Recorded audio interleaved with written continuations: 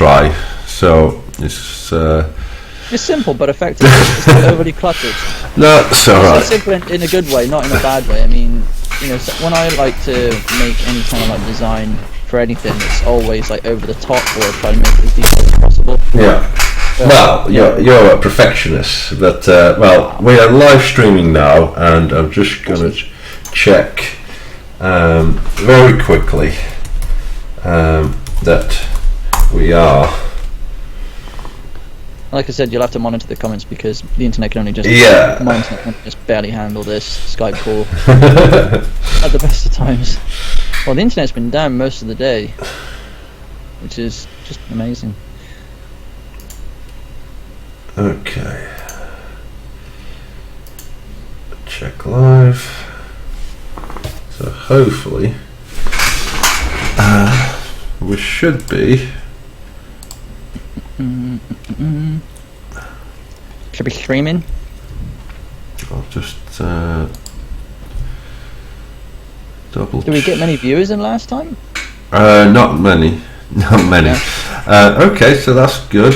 The stream is healthy, and Always a good sign. yeah, it always helps. Cool. All right. Minimize this, and then we can say hello to the world. Hello to the world. Right, there you go. Tech talk, and that's no good. No, because I forgot to maximize your picture. So they were mostly looking at a black screen, were they? So we'll look. Like a mini-me. Yay, there you are. Hello world. How are we doing? Good attack. Oh god. Right, so hopefully we've sorted the sound issues out just before we. I so too. Yeah. It's worse than like wanting to listen to something, but the sound's just like booming in your ears. It's just really quiet, so you can hardly hear anything. Well, I think that was me two weeks ago. Yeah. But last week when I streamed with Richard, I thought my microphone, like I said, OBS been playing up. My microphone, even though I turned the gains down, it sounded like it was crackling. And when I played it back, I thought, oh, that sounds rubbish. But then Richard, our sound guru, said, no, that's fine, nothing wrong with that. And I thought, are you sure?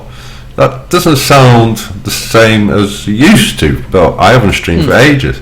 But so hopefully, I think OBS has its own audio compression and things like that. Right. So I think that could be an issue. Maybe. I mean, it's been so long since I've used OBS. It's been so long since I've streamed. Well, they've got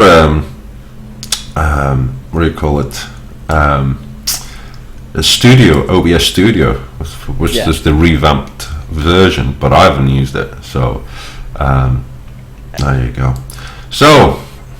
Oh, that's the version I've got. I've got the OBS Studio, but like I said, I've not used it in so long. Everything's changed. No, I just got the box standard one, the one that I'm comfortable and I had to use as long as it works as it should, because every time you try to update itself, and I say, okay, I'll update it, and it just messes everything up. So there you go. So what are we talking about today, Mr. Andrew J. Atomic? I think we should probably at least talk about what we know of so far. Is this the show that's going on? The CES that's going on at the moment. Yeah. I've not seen. I must admit, I've not been totally unprepared for this podcast. I've not seen a whole lot to do with it. I've seen a few builds on the Kaby Lake, on YouTube, like everybody else has. Because I mean, we're not reviewers, so we don't get sent, review samples of anything. No, I'm just a poor foreigner in England. I don't get stuff sent to me. Hey, you got one up me. At least you're not foreign. There you go. Technically, oh, by the way.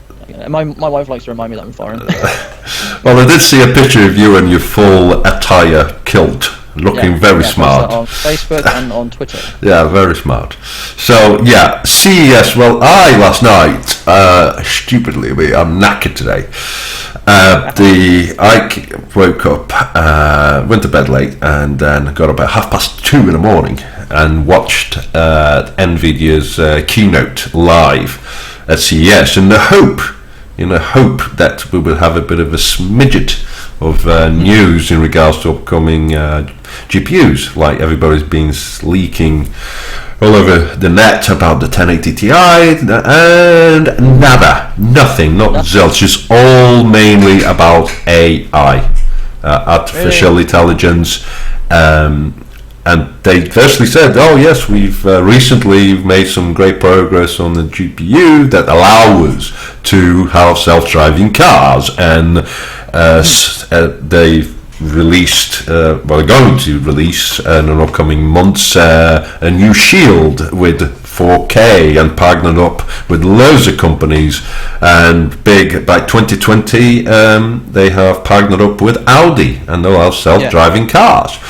But when I was watching through it, I saw, oh my god, all of these items that they want, and we'll go into detail a bit later, it's turning to Skynet from the Terminator. Yeah. I'm not kidding you. I was sitting there. First of all, the main CEO, I personally hate the guy. I think he's a douche. He's trying to be Steve Jobs, and badly. Yeah. I have noticed he's always wearing the same outfit. In every keynote. Shiny leather, shiny.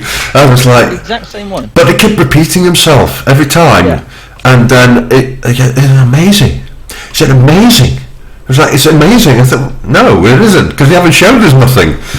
Maybe that's because he knows he's talking about boring text, so he's trying to use subliminal messaging to say, oh, it's amazing. I got to understand that, the money is on, of course, on the on GPUs that goes into cars and all that, and I get that. Yeah. But they did cover a lot of the PC gaming, and they did show the Mass Effect. They had the one of the developers of Mass Effect, the upcoming game, and they showed a little bit more, so that was interesting. But everything else, wow, okay. So I can't wait for Mass Effect. That's going to be awesome. Right, from my side, I've been following that. I was raring for AMD. It was great. They even had a countdown, and no stream at all. All they've done is uploaded on YouTube and on their website 6 videos, about a couple of minutes long each, in regards to details of Vegas, in regards how they developed HBM2 and a new controller, but there's no physical card. They even put a benchmark on Doom, and there was replayed one on Battlefront at 4K using the Ryzen CPU and the Vega's GPU, but no frigging stream. Everybody, there was loads of YouTubers, ready, counting down 10, 9, 8, and it got to make some noise, which is their slogan, and there was nothing. It was like, oh, okay, and then within like 2 minutes we saw these videos popping up directly, and that was it. I was like, okay, so that was a bit disappointing. Definitely want to cover a couple of cases. Phanteks, I don't know if you've heard Phanteks Primo Elite. No, that's going to be good. And 800 quid. But here for 800 quid. Yeah, exactly. I think I think that's going to be available from overclockers soon. But that was previewed back in May, June last year. But that was quite nice. And visually looking at some games that's coming out in January, which of course one of the main ones is Resident Evil 7. That's on at the end of January. So I've got a bit of info on that. So that's from my side. So what would you like to start with then? Floor is yours. Yes. And probably just the disappointment that is, as you said about Ryzen, and the lack of GPU information from Nvidia. Okay. Sorry, carry on. Yeah, sure. I don't know. When you were talking about AI and wanting to have self-driving cars, that just said to me, well, they're probably still working on the Quattro, because that would be a Quattro GPU. It wouldn't be like a Titan or a like a 1080 Ti. It wouldn't be a consumer grade GPU. It would be a cut down version. Yeah, and that's sorry. Go on. To me, it would be one of them, really mega expensive, GPUs that Linus for some reason got hold of and benchmarking Crysis with. Yeah, that's it's like a $5,000 card or something like that. Yeah. It's 3,000. Yeah. It's about £3,000. But I that's understand why it's that price, but at the same time, it's not consumer grade stuff. It's for businesses. It's not for me and you. No, it's for people that do movies, CGI, can't even say it. Virtually rendering, 3D modeling, that sort of thing. Not for you. Effects and stuff. Yeah. Special effects. So. Okay, there was a lot of stuff. I mean, CES, for those that don't know, is one. No, thank you. As one of the biggest technology gatherings. There's I think 200,000 people there at one point, which is mental. But if you want to find out exactly what's going on across the board, and I'm talking mobile phones, TVs, anything tech. You guys live yet? Was going to watch it. Oh, right, Richards is going to watch it. Hey, lovely. Hello, Rich, how you doing? So it was interesting, but it looks like artificial intelligence is the big thing they're pushing. Everybody's on the bandwagon. Self-driving cars, that seems to me like the biggest thing. And self-monitoring stuff. You've got the Amazon Echo. Okay, so Nvidia with their little add-ons that they're going to be bringing out, you've got a little gadget. So the new Shield that they're going to bring out, that kind of interlinks with your Wi-Fi and additional gadgets, and you've got this little gadget that you plug into the wall, and then you can it tracks your voice and it learns your voice patterns, but also pinpoints, if you have more than one, it pinpoints where you are in the house, which is quite freaky, because then I was going to say, why would you want that? Because it's the way it uses to track. So let's say you're talking in a group of people and you say to Nvidia, play some music or whatever, it can pick your voice only and activates, but to do that it triangulates in a way. So that was quite interesting. A lot of noise in regards to HDR tellies. There's of course the Samsung. They're launching a new type of telly. I think they've got I keep losing track of all these abbreviations. QLED. So that's Samsung. And then you got OLED, which is super expensive, and I think they brought another one. So 4K HDR OLED TV. It's a bit of a bloody mouthful. So when it comes to graphics cards, there wasn't much. It's all about cars. And I'm like, okay. I'm going to be buying a car like that anyway. Yeah, so that was like 2 hours of my life that I spent seeing that, and in comparison to... Reminds me about the stream that I watched when Microsoft first announced the Xbox One. We didn't know what it was going to be called up until that one stream, and I was listening to it, and so I was just walking through the house doing other random shit. And the missus heard it at the same time, and when they announced it's going to be called the Xbox One, I was like, that's shit! Why the fuck would you call it that? Talking of Microsoft, funny enough, they brought the for game mode, turning your PC, which thought it was good. It was a good idea, using the resources to amplify the performance of the game, until you read the small bloody print. What's in the small print, Sergio? You can only use it on games that you buy from Windows Store. And you need can't use on any games. No, and so they're trying to link stuff together. So the Kaby Lake 7700K They have Intel's got this piece of software that's supposed to boost performance, but it will only work in certain OSs. So everything that I've been seeing at the moment from Microsoft is to screw consumers and bullet consumers to upgrade to Windows 10 that a lot of people don't want to do because there's too many restrictions in just for gaming, for example. But Nvidia kind of went a different way and sorted the problems out. Apparently there is about 1 billion people that got PCs, but they can't play the games they want because they're not powerful enough. So they came up a way called a cloud PC. I did see it. For only $25 for 20 hours. You can have the gaming experience of, and they did a demo playing Tomb Raider. So virtually from, if you have a crappy computer with a crappy graphics card, you can sign up using the experience. I think it's I don't know whatever the name is, Shield Experience or whatever it is, and through that you download this little client similar to Nvidia Experience, and all your games from Steam, from Uplay, Origin will be there, and you can play it. But the good thing about it was that actually you can play it on a Mac as well.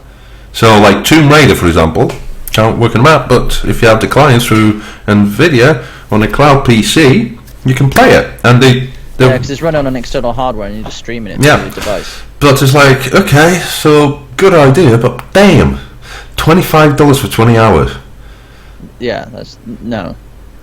Well, someone said, well, if you were to build a PC top of the range with a Titan or a 1080, it'll cost a couple of £1,000, and then if you break those £1,000 by the number of hours you actually game. And I'm there. Okay, so I've been off and I've been doing a lot of gaming. I've been catching up and I've finished a few games, which has been great. I've actually not been playing much, to be fair. I have.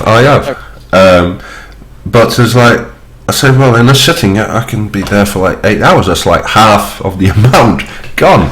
Yeah. But yeah, good idea. But that was like, frustrating. But. Right. No, it reminds me of the PlayStation Now service where you can. I think it's monthly.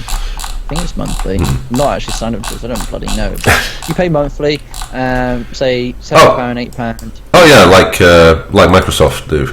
Yeah, and you can stream any game.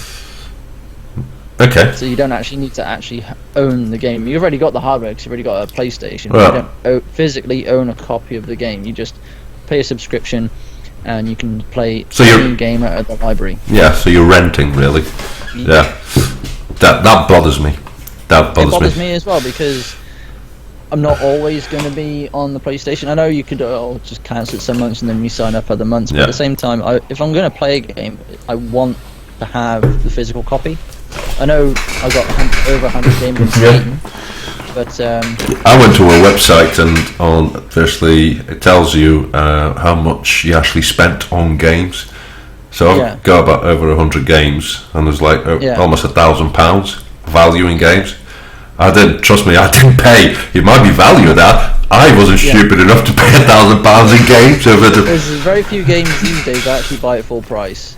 Mostly because of Steam sales, but also because of websites like, as you're well aware of, you've got CD Keys, you've also got G2A.com, and there's loads of others I can't think of the top of my head. You know? Yeah. So why would you want to pay full price when you can have £10, £15, 20 quid knocked off a game that's just come out?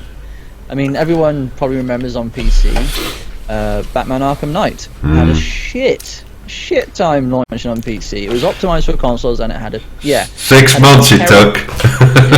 Terrible time on PC. And when it first launched, actually before it came out, I think it was on CD Keys, they had a code for £15 off, I think, so I managed to get the game for 26 quid, something like that. And it was a brand new game, it only just come out. And I know the issues were quite rampant with it. I was like, no, wait, bide up my time, and then thank you Steam, because now I've got Batman, all of them, Yeah, I've got all of them. I've got all the Game Year editions. I've got all the DLC, and I've got all the DLC for Batman Arkham Knight. Yeah, for free. Yeah, for free, just for waiting it out. And to me, that's a bargain. Yes, I know it was a bit shit to begin with, but it was worth the wait, in my opinion. So. I've got to admit, that was the only game I pre-ordered. It's the only game that I actually spent a bit of money because I was so looking forward to it. I've seen a lot of talks about it, and I had the game. I preloaded it, downloaded it, so as soon as it was ready, press play, and I thought, oh, this is going to be epic. You know, kids were in bed, Mrs. was all sorted, and I thought, right, this is my time.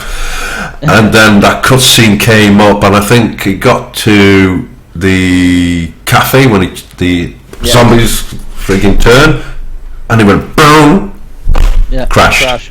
I was like, no, but hey ho. Okay. But wasn't it running at 30 FPS to begin with? It was locked. It was locked. It was ridiculous. It was locked to 30. Someone came up so you can edit the actual file, which I did that. DLL file. And it was ridiculous. Even when I got it working, I think it took about a week. They patched up some bits. It runs so badly. So every time, and this is where I think I was running two 980 Ti's.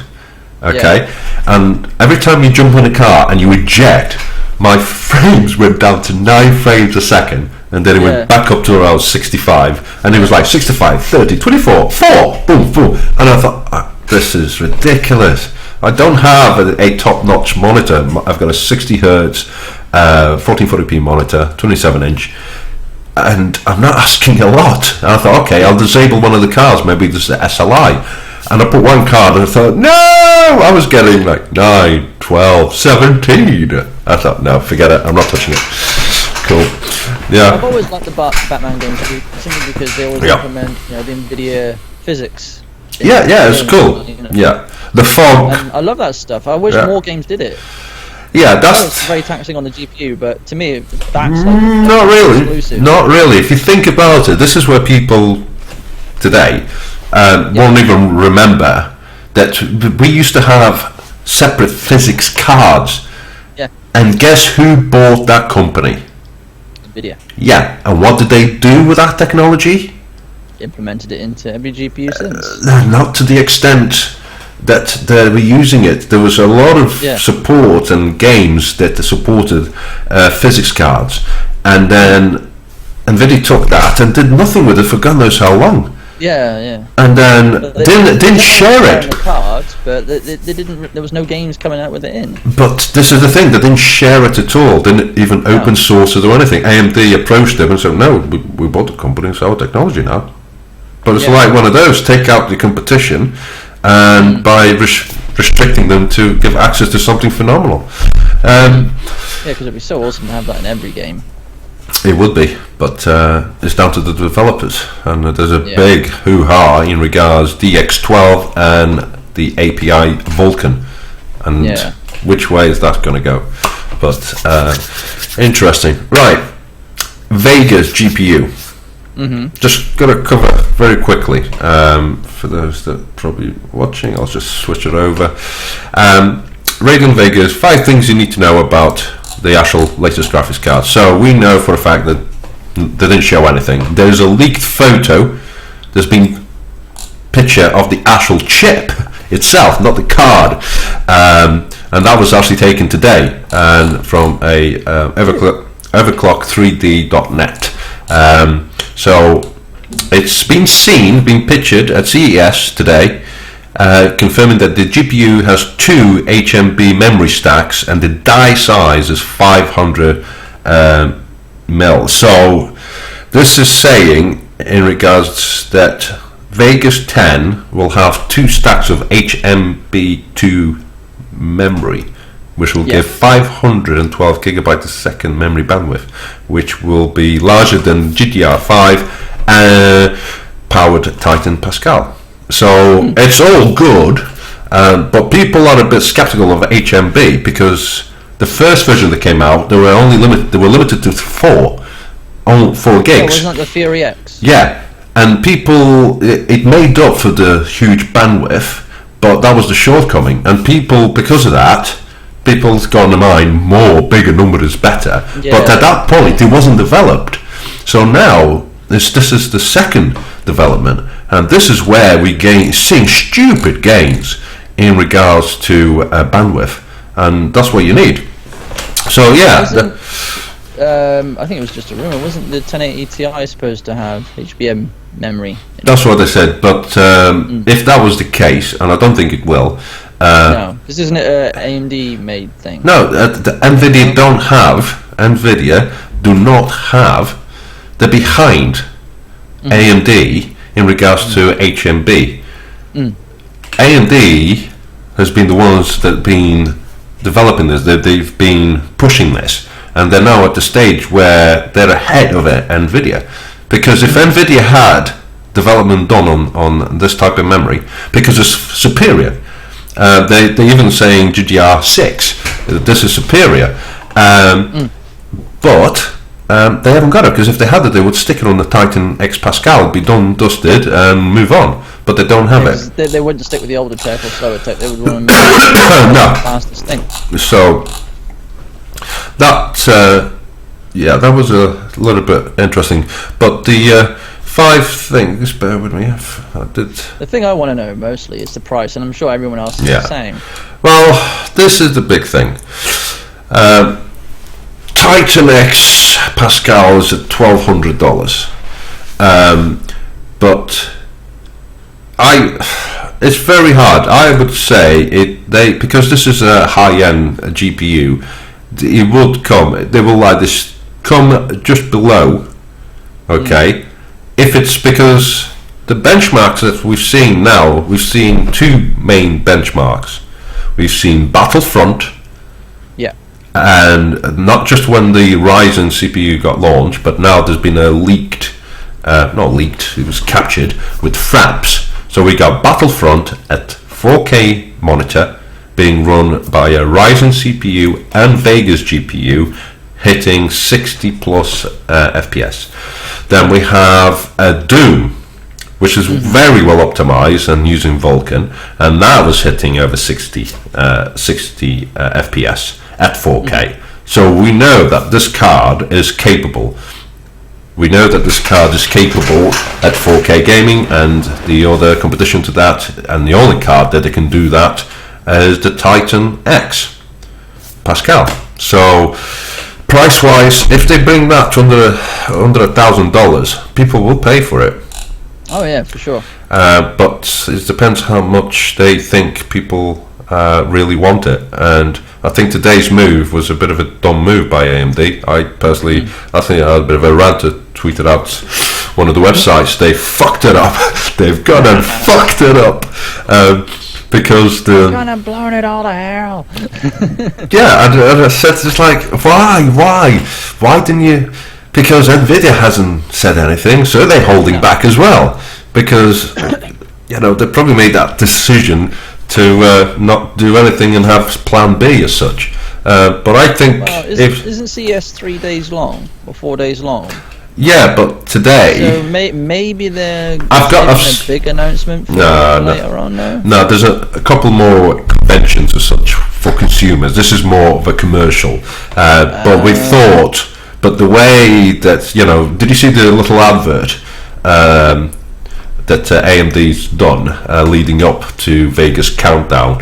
They were having a bit of dig at Volta, which is Nvidia's, but it's been quite cleverly done. And if you go on YouTube on AMD's website, they have how they actually done that advert with rendering and everything, because it looks superb. And they realise, oh shit, it's not even real. That's how good, and powered by Vega. So a good way of doing it. So yeah, they in December they had some journalists looking at doing with the early version of Vegas, and that was nailing 60, 70 FPS. Then the Ryzen CPU, and so that was maxed out to 4K, 60 Hz speed, everything cracked into Ultra, and yeah, that was nailing it. It's virtually the same. It's all about the memory. the biggest gains, what AMD are saying on one of the little videos they put up, is that GPU development has gone up and gains in speed, but the memory hasn't been keeping up with it as well. And this is the game changer, apparently.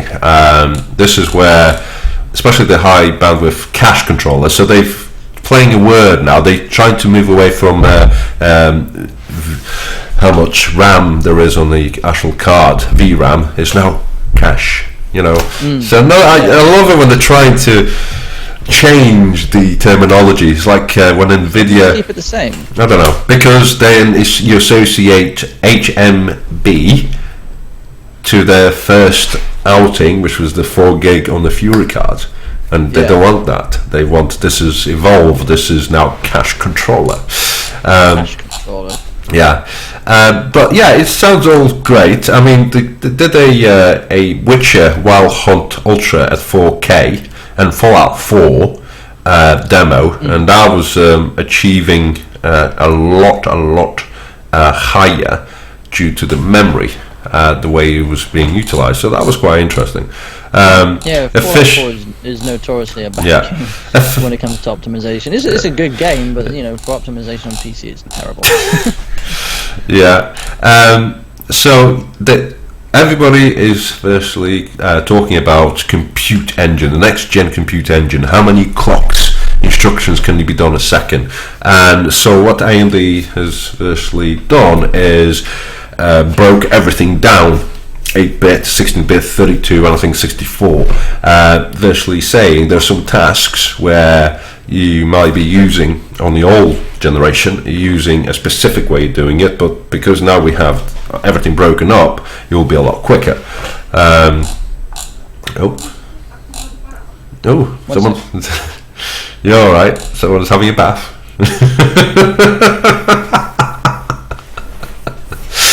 Oh dear, not a problem. Well, while he's busy away, I will very quickly. I really should learn to shut my door. It could help. It could help. Anyway, I've said my bit. Right. Anything else from your side that you want to cover? There was just one major thing that I hinted at you earlier, was reconsidering the 1080.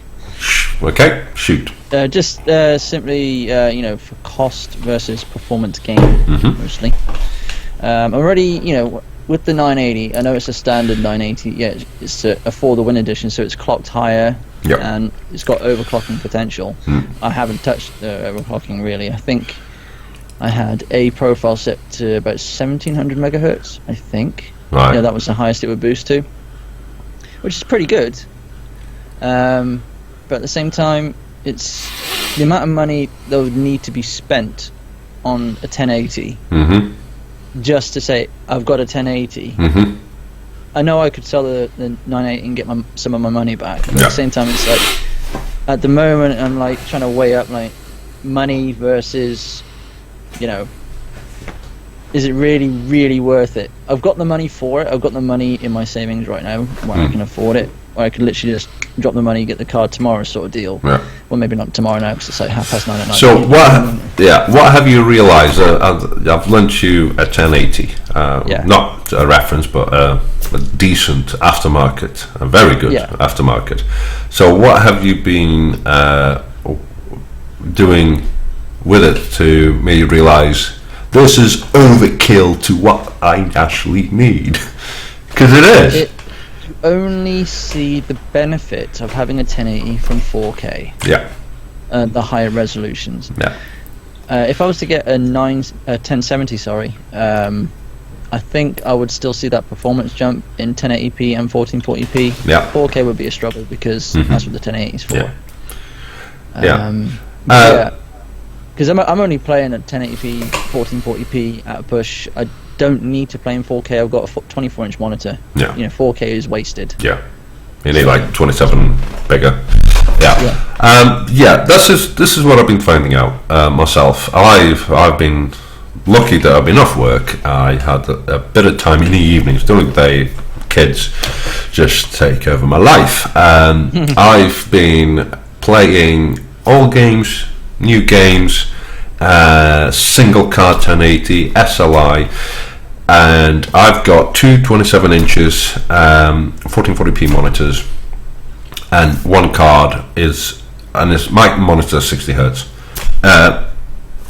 It's overkill, absolutely. One card is overkill. Two is just stupid. It's nice to see the high numbers. It's nice. They're stupid unless you are. And I've got to admit, these cards are fucking phenomenal. Ridiculous amount of headroom versus the Founders Edition, because it's like people are bragging, and I'm thinking I'm just going to keep my mouth shut because these are quite special. Yeah, they are. Yeah, and what I've noticed is, yes, it's great to have that huge FPS, but if your monitor is refresh rate of 60 or 100 or 120, okay, you're not going to see a lot of benefits. So you're wasting a lot of money there. To me, if you've got 120 hertz monitor, 144 hertz monitor, go for it, because that extra headroom of, say, 60 FPS over what your monitor's output, and then you've got that headroom of performance where you're never going to dip below, or rarely dip below the top, refresh rate of what your monitor's capable of. But because my monitor's a 60 hertz monitor, that's fine for me. I'm happy. I'd like to play 120 hertz, but you'd only get the benefit of that if you're like a competitive Counter-Strike. That's what I mean. I know, I'll just play for fun. That's what I've been enjoying. Believe it or not, I've been enjoying Titanfall 2 multiplayer. Yeah. I don't usually go with multiplayer. Phenomenal. I've heard it's really good. Campaign was okay, short, as per norm. Went to multiplayer and I thought, oh, here we go. Not only because I'm crap, but also because you tend to have a lot of people hacking, and I thought the dynamics of it actually a lot of fun. I got killed a lot, but having the mech and the running through the walls, the actual different type of matches, people actually work together, because 5-on-5, 6-on-6, people actually work together. When you virtually ranked up the points and you manage to bring down your Titan and you just locate where the other Titan is, so it crashes on top of the other one and you jump in. It's brilliant. And when you're almost ready to die, you can eject and hopefully nobody shoots you while you're in the air. So a lot of fun. It is a lot of fun. And the first game. And having the two 1080s in SLI, some games benefit massively, and most of the time I actually just disable SLI, because some of the performance actually hindered. Some of my frame rates actually went below. I even stretched it. My monitor's can upscale to 4K, and not a freaking problem. 4K at 60 plus FPS with two Hofs 1080s overclocked at 2164. My GPU is a 4790K running at 4.8 on air. Yep. On air, and not reaching. Cooler, it's not the stock cooler. Right? No, it's a Noctua cooler, and I've modified it. Yeah, this is where people think that don't get me wrong, I'm a big advocate of water cooling, but when it comes to air cooling and the balance between noise and performance, if you know what you're doing, you can get. And I don't have to put a lot of voltage. That's the thing. I've got a decent chip, and that's why I'm not upgrading this year. I've gone by the graphs and everything I've seen. I forget who it was. I think it was either Paul's Hardware or Hardware Connects, or someone did like an actual Actually, no, it was Linus. I think the last 10 generations of Intel. Yeah, TikTok. Yeah. Yeah. And they were saying that probably the last biggest leap was actually in the 3000 series, like the 3900 series processors. So you got the one up from that. So yours is technically one up from the best that Intel have done in recent years, and it's just been this steady increments ever since. Yeah. Which to me, even though I've only got a 3770K, It's still very, very capable. This is where people go mental, and don't get me wrong. You know, I love messing with new hardware, used or new. The 5960X, a phenomenal chip. You know, I've bloody overclocked that thing from 3.5 to 4.6, which is like mental on 8 cores with hyper-threading, so 16 cores running. I think I did a benchmark on 3D Mark, and that thing was scoring 18,000 points on the CPU alone. And I said, I'm not touched the 6700. I had a 6600, few AMDs, loads of Xeon Intel processors, old generation, 1366, and I don't feel that I need to upgrade my my CPU to get a better gaming performance. Now, for the amount of like video rendering that I do, it's more than capable. I'm not waiting. You know, I'd hardly do anything. But unless you are a high content creator, that time is. Used to be. With your fantastic Hereford broadband. The Herefordshire, like in the countryside broadband, it's like 1 megabyte. It's like rubbish. Yeah. Out Europe, it's shite. That's why I thought this year, do I treat myself to, you know, in regards to having a bit of a rebuild of my system, because I was thinking of relocating my system to a bigger case. Well, maybe when Vega comes out. Well, this is the thing. This afternoon, I spent ages researching, because there's so many tech websites saying this, saying that, saying this, and it's hard to find one that actually know what they're talking about. And firstly, so the final point is, just want to be the first one. Vega will be summer. Either new GPU, whatever that is from Nvidia, will be later on. Either the second quarter of. What you mean the next? No, it's either if Nvidia brings a 1080 Ti or a new different card that we don't know about yet. People are inclining. It will be summer, mate. You know, they'll probably something will be announced around March, and it will be around summer, because some people actually done the working out on how Nvidia launches their products, when they actually got launched, and he said all the successful launches that they had always been around the summer time. I was like, okay, makes sense. Yeah. Makes sense, but it just means we have to wait longer. Yeah.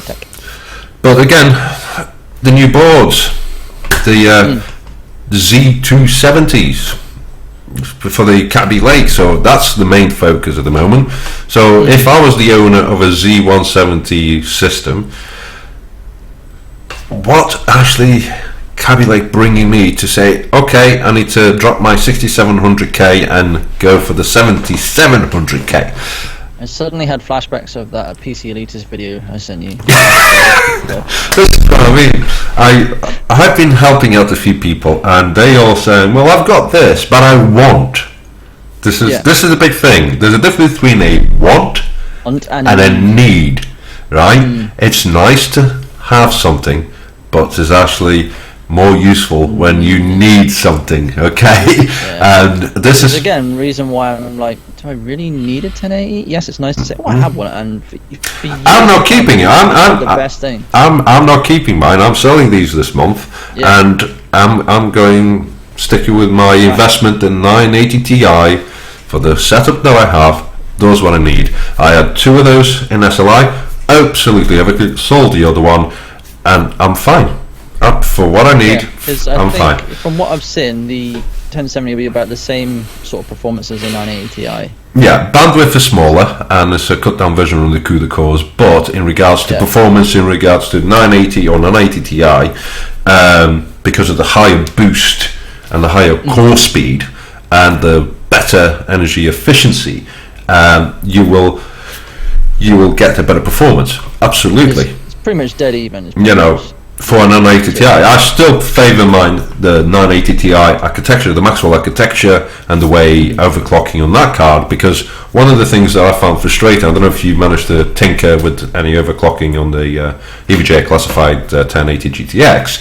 No. Yeah, you should have. You really should have. No, because of the way I've jerry-rigged the power supply. I'm not going to mess with it. Okay. Well, you know the extra connections I used. Yeah. It'll come out when I release that video. I'm still in the process of editing.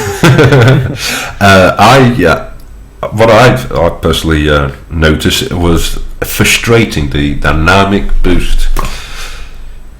Right, the half's got a button, a turbo button. Right, people think, that will give you a turbo boost. No, it's a manual override for the 3 powerful fans. So instead of so it's great for when you're benchmarking. You press that, it overrides any settings, gives the fans full on beans, and the car gets cooled down to 32 degrees.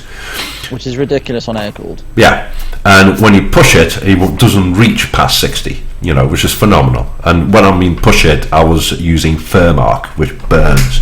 It's a burn test. And what I noticed, as soon as these cards, and I've been looking around, passes 42 degrees, it starts stepping down by 13. And it doesn't matter how much voltage you have or power limit you have, and these cards got decent power limit. I think it was about 120, and even if you reach that 0.103 volts, it will come down. So that questions me. People that have been water cooling 1080s, okay, and if you keep it below 42 degrees, then your overclock will be staying up there. But what difference is it between 13, 26 megahertz when you're got a 2 gig running GPU? That's my question. And then that's why I thought, is it worth spending £100 for a water block? These days, because that's what the going rate is. And I'm thinking, see, I know it's terribly inefficient, but I really like the look of the Founders Editions cards, and that's what I want to try and get my hands on if I'm going to get one. I just like the look of the cooler. I know it's nowhere near as efficient as water cooling or even these aftermarket coolers with the 3 or 2 fans. But I just like the way it looks. Even though I'm never going to see it, the way my PC is set up, I'm never going to see it. I just like the way it looks. You sound like Richard. He's like, I like the shiny stuff. By the way, Richard, if you're watching, he's actually getting a Titan X Pascal. Really? So he's, because he wants a Titan. I've lent him a few Titans. Like a Titan. Yeah. So he's got several rigs now. So he's I've only got one. demoting. Laptops. He's got a rig for his Plex. He's got a huge amount of data that he streams and all sorts, and he's moving on a Z97 platform with I think it's a 4670. Oh yeah. Something on the folding at home. So the Titan would make sense. For that. Yeah, that would be good. But he just wants a Titan, even though I lent him a few Titans Maxwells last year, and I think he's like, no, Titan X. Full stop. I think when any arguments when it comes to GPUs, doesn't matter what it is, as soon as you say Titan X Pascal, right, everybody shuts up. Yeah, well, it's like not everybody can afford £1,000 plus. I'm having flashbacks again. My dick was biggest last year. Yeah, so that's him with his card, and that's you with. I like the look of it. It's so nice and angular, and it's like, but it's frigging like 87 degrees, mate. It's like, you know, cook food on it. Yeah, so interesting. Phanteks. Have you seen any of their cases? No. No. Okay. Unless you send me a link over the chat, I'll probably have my quality dip a minute if you send me the link. I'll have to load the webpage, but this is how sensitive. I'll send it through Facebook. Maybe. I think I got a Facebook page open, so you'll have to send it over the Skype. Yeah. Okay. Chat. Alright, this is the link that I'm currently looking. But Phanteks, for me, They just sent that to you. Oh, blimey. This is how sensitive. Wow. There you go. Wow. Did you see that? Jesus Christ. Yeah. Wow. And that's how bad my internet is. No, hopefully people... I should be back to normal. No, I should just put this back. Get rid of this. That's a nice case, so. Yeah. So, if for those who don't know, of my favourite cases, full tower, to do a MIDI, is the Phanteks Primo case that they do, and this case has been out for ages. They do a white version, they do a black with a white interior, orange, red, it's really nice, but it's been optimized the way it's been built for water cooling, full stop. Yeah, you can get it. Yeah, but this one is called Primo Elite. Now this is an evolution of the original case, and this is a bit more specialized. To give you an idea how specialized it is, when you buy this case, it comes with its own flight case. Wow. Proper, let's say you're in a band and you got all your gear. That's how specialized it is. And looking at the specs, I'll just bring the specs up, bear with me, so people can actually look and see what we're talking about. If I can find it, there it is. There you go. Let's just zoom that in. Hopefully people can see. Yeah, lovely.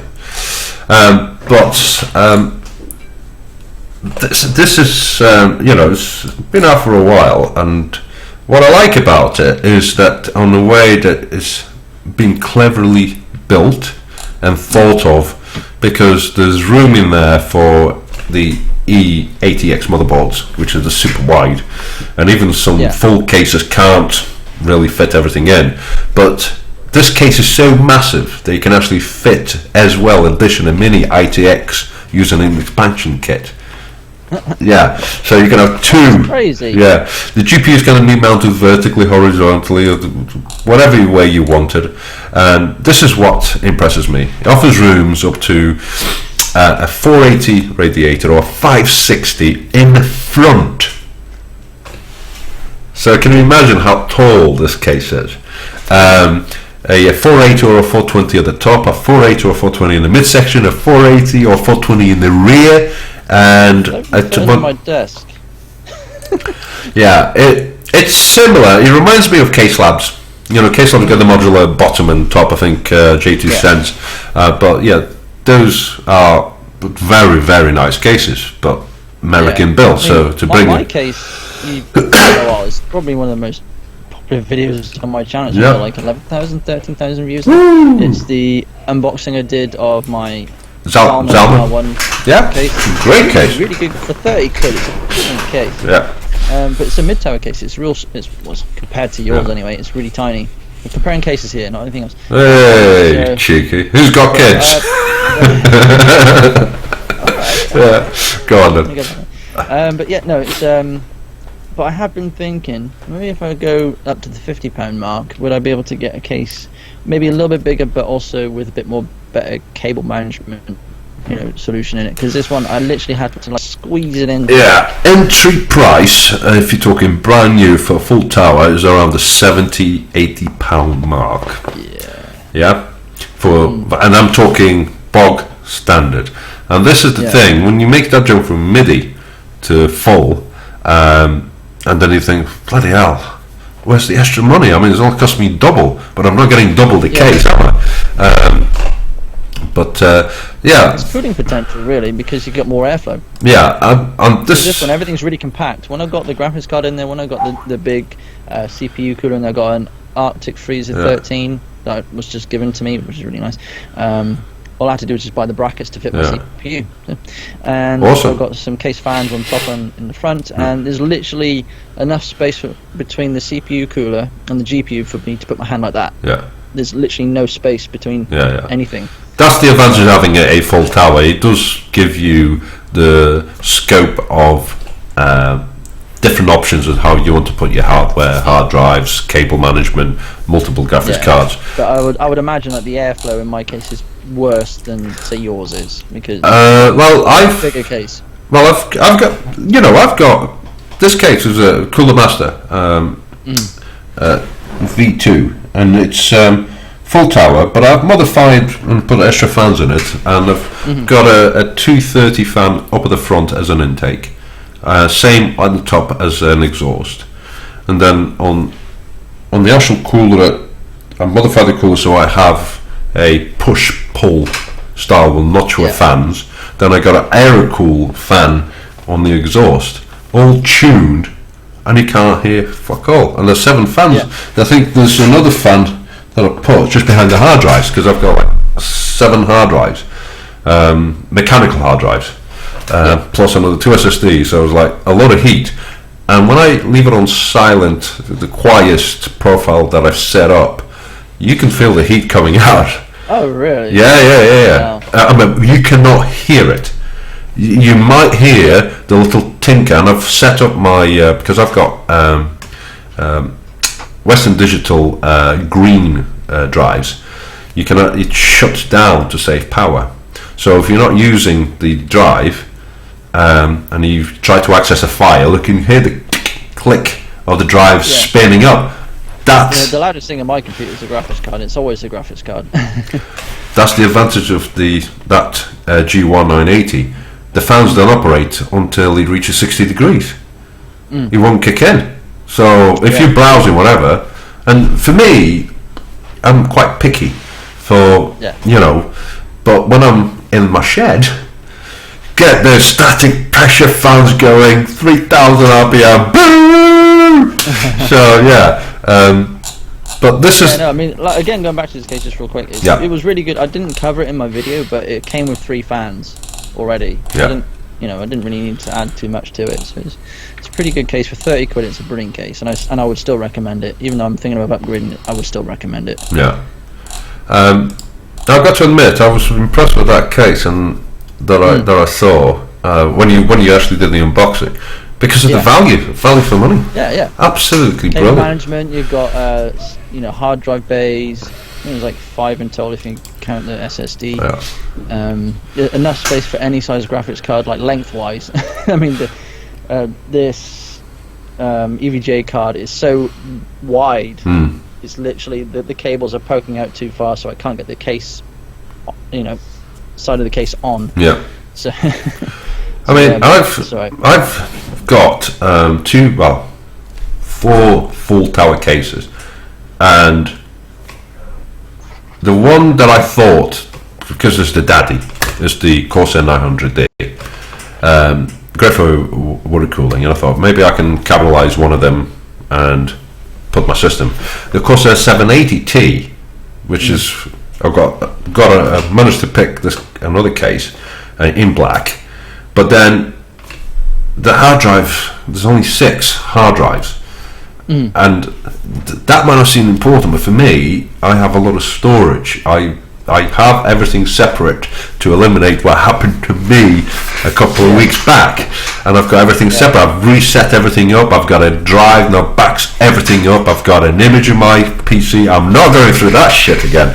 I've backed everything up, so I'm good, and automated backup as well every week, so I won't have that.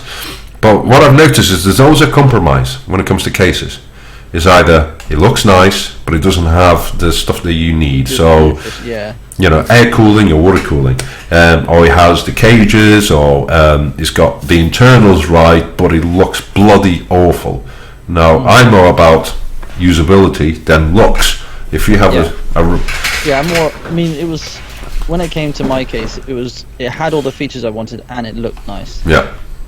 That's the main reason why I went for it. It's very plain compared to other cases, but that's what I was going for. Well, I wanted my case here, right?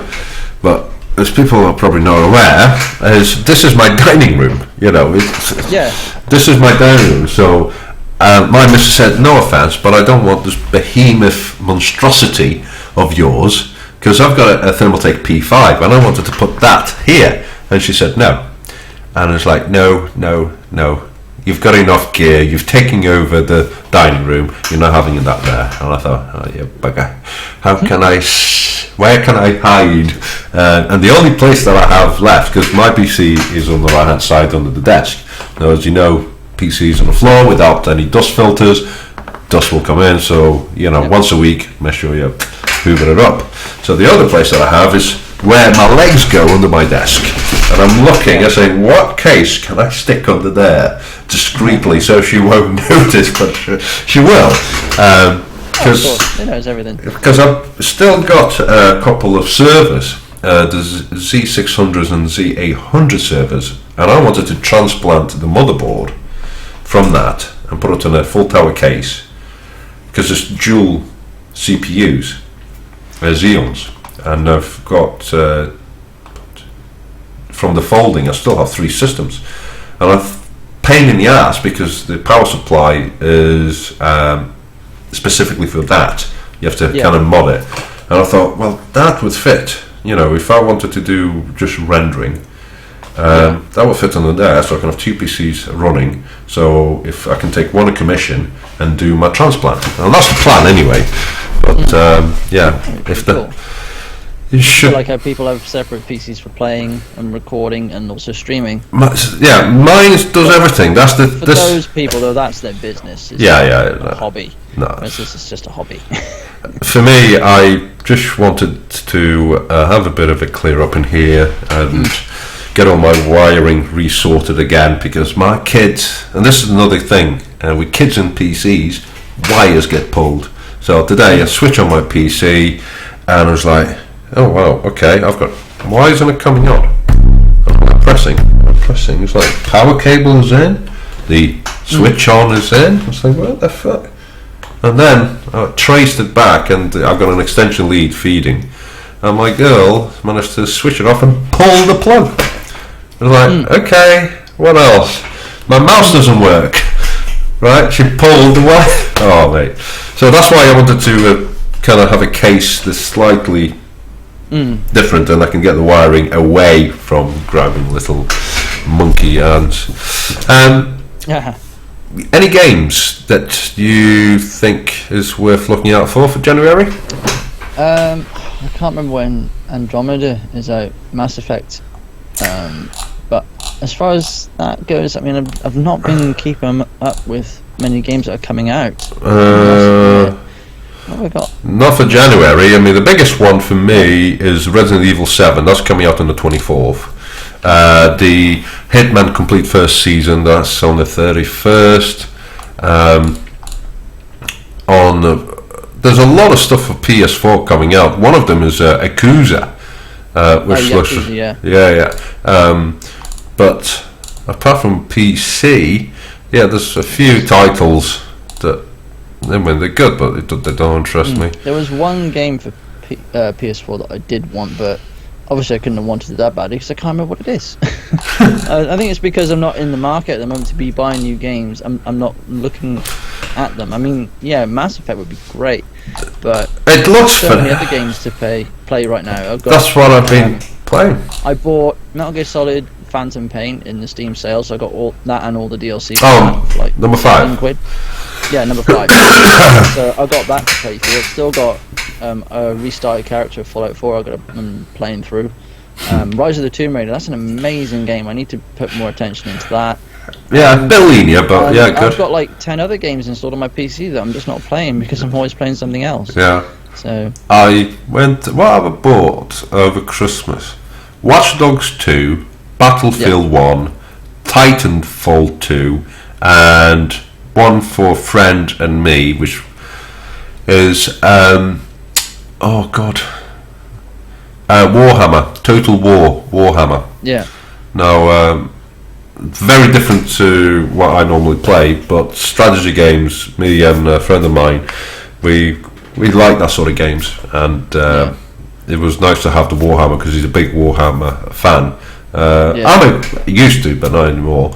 But it's a game where you spend a little bit more time on strategy, and it's great to charge your castle and all sorts.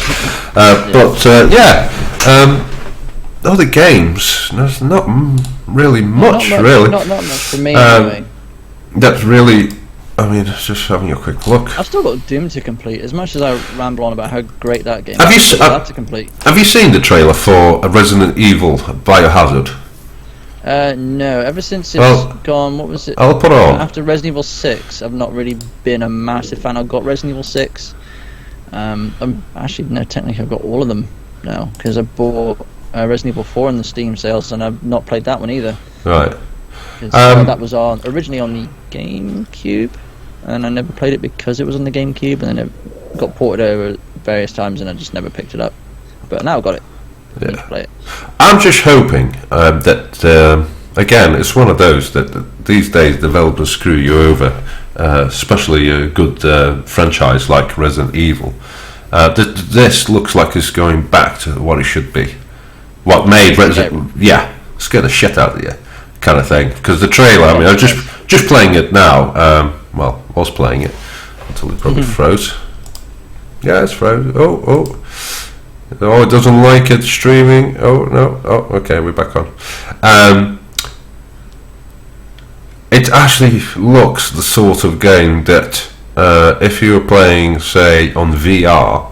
Because the VR seems to be the thing that people, when it comes to scary games... VR. Even though we've got cards that will run it, I don't care about VR. No, I'm not interested. It's a great experience, but there's not enough development in games to make it an immersive, full-on... investing in. No, but that was the sort of game that I thought, a VR headset on this definitely would scare the hell out of you. So January 24th, that's when it's coming out. So that's one that might be... keeping my eye out, but there you go.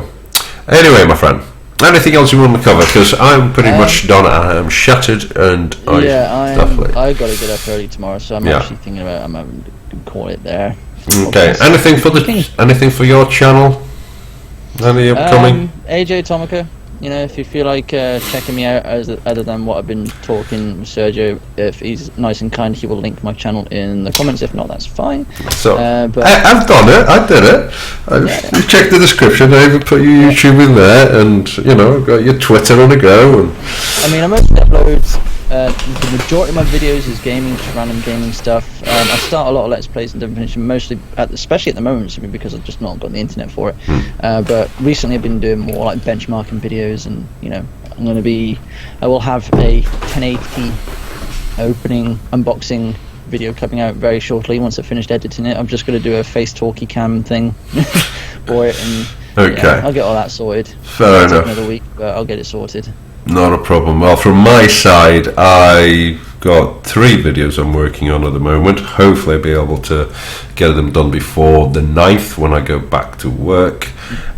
One of them is actually a scammer video, helping people watch out when you're buying stuff on the likes of eBay. Second one is, of course, the HOFs, and quite some interesting results on that. So again, there's not much point in me going full blown. Oh look, 1080s. No, just let's have a look how we overclocks. What tools do you need to use? It's more of a guide as such. Yeah. especially when you got monsters like the Hall of Fame ones. And then another one is a 3-4 hour long video where I spent 4 hours helping somebody build a PC from scratch, and through not voice, through a keyboard, through chat on Twitch, on a Twitch channel, and I actually got the whole footage now, because I thought I'd recorded it, and then I looked back and the file was massive, and the media player had a fit and corrupted the file. And I was like, no, because I downloaded it at like 1440, recorded it 2560 by 4040p at 30 frames a second, and I thought, I said, that was not one of my brightest ideas, because the file was about 50 gigs or something ridiculous. Yeah, you might have to ask the other guy for permission to use that footage, though, because obviously him. I will contact him and virtually promote him, because they just started their channel. Oh, right. So it's promoting them. So again, I don't monetize any of my my gear, but coming up after January, you're gonna have a bit of a clear out. There will be no projects. There's a bit of a reshuffle in my life and family as well. I'm dealing with a few things, so we will see. But my schedule is not. I'm not going. Oh, I need to upload. God knows, on a weekly basis or every 2 weeks or whatever. I'm gonna start pulling back away from social media. And just do for fun. That's me. Alrighty. So, cool beans. So, thanks very much for joining us, and hopefully next week. What do you say? Same time, same place. Same place. Cool. 9 o'clock Same on place. Thursday. Same place. Yeah, but the sound hopefully should be spot on. And I'm still trying to learn how far away I need to be from this mic. It's very sensitive. I actually read the manual. No, typical bloke. Anyway, thanks very much, and good night, everybody.